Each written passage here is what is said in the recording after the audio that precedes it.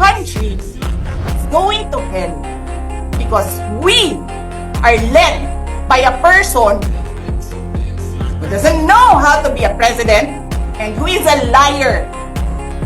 Alam nyo anong pruweba ko na sinungaling siya? Tinanong ko, dalawang businessman.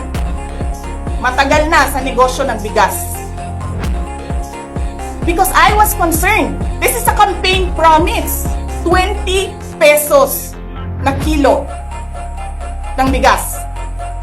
So, I really sat down and talked to a businessman. Sabi ko, sabihin mo sa akin kung magagawa ba yung 20 pesos. Sabi niya, hindi. Napaka-imposibleng gawin yan.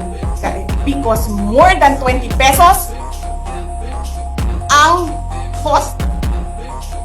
Paano ka